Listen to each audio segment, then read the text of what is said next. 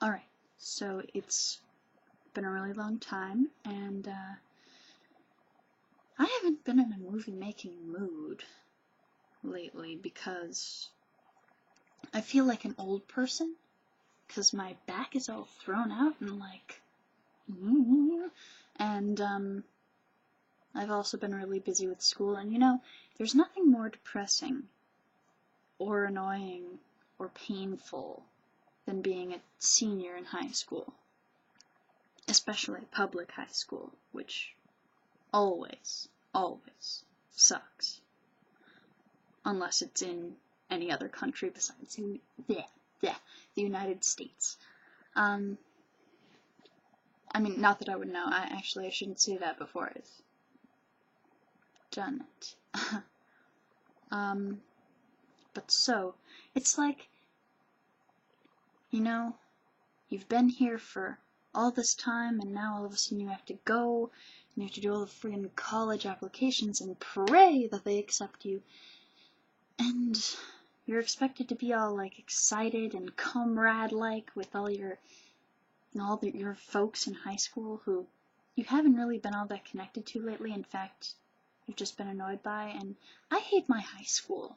I don't want to, like, and even though I hate it, I'm caught up in this spirit of, like, oh my god, senior t-shirts, prom tickets, senior class trip, all this stuff that I have to spend loads of money for.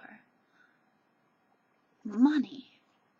Senior portraits, and it's like so much money and so much time, and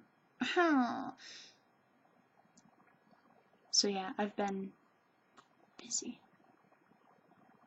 But I'm not going to talk about that. I'm going to talk about the phrase tripping balls. Tripping balls. How does one trip balls? Balls don't have any feet to begin with, so they can't trip. They just roll with it. Balls don't trip. And if you're tripping over balls, that makes more sense. But then you should say, I'm tripping over some balls. And if you're tripping over testicles, then that's not only disgusting, but painful. And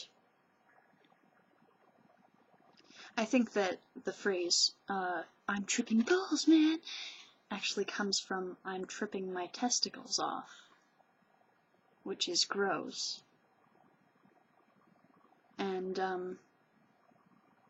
so yeah,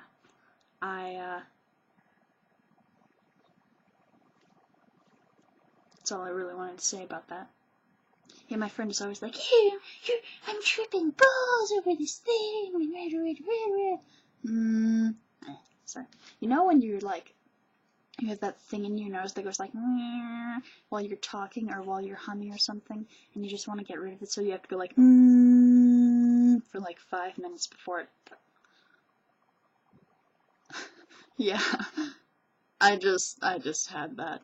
Yeah. So, I've wasted 4 minutes of your time. Or my time.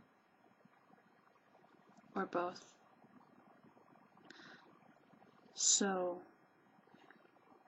hippies. What's wrong with being a hippie? Or a hipster, for that matter? What's wrong with being hip? Is it the fact that your parents used the word hip? Because back then, hip was actually hip. Okay? So, nowadays, what is it? It's like, ill! That's so ill!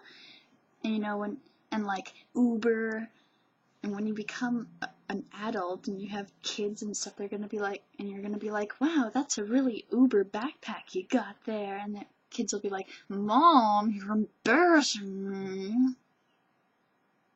And they give you a look of hate as you've never seen before, and you'll feel old and wrinkled inside. Yeah. Speaking of hippies, I just found this really fantastic band called MGMT, and they are the epitome of tripping balls. They are so psychedelic. They're like acid up the yin-yang psychedelic. It's crazy. And they okay, so this one, I mean, I like them a lot. They're one of my new favorite bands, and they have this one song that goes like do do do do do do do do do do do, and it's really nifty, and I'm putting the link on my video, so you should see it. It's really good. And yeah. And what else was I gonna talk about? Look at my list.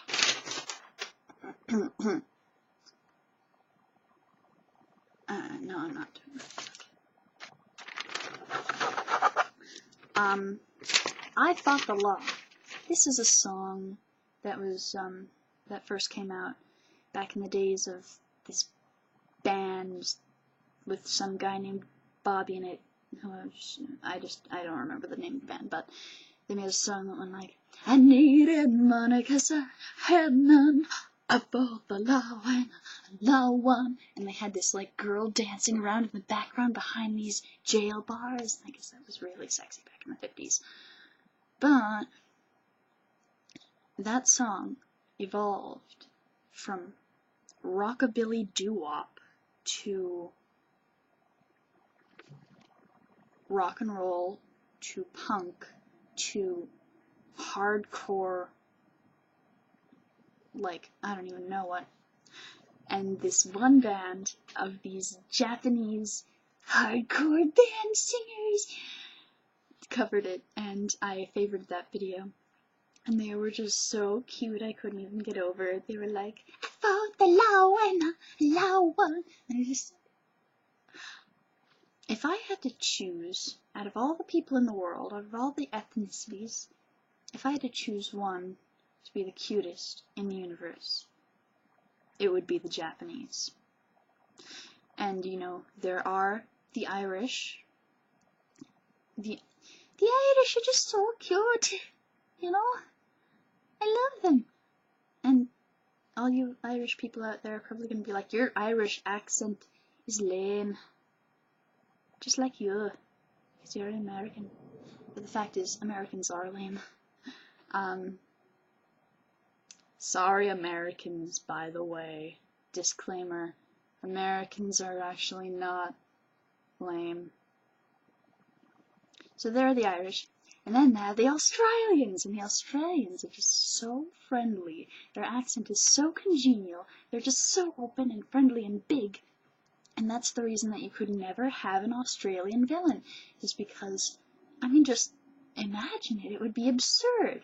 It's like, oh, good day, mate. How you doing? Yeah, I think I'm going to put you in the shark pit now if you don't follow my terms. Huh? How's that? You know, it just doesn't even work. Because you just want to hug them.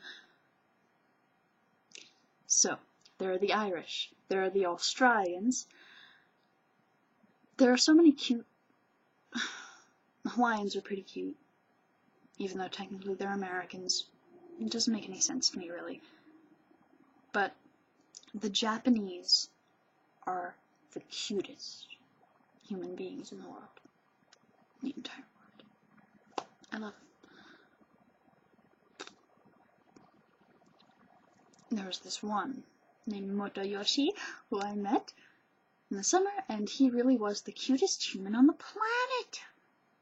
The entire planet. And he, you know, everything he did, everything he said was just so cute. It was like, and everything he did made me go, oh, and he's like, no, I'm hardcore. It just made it even cuter. So yeah, that's my spiel.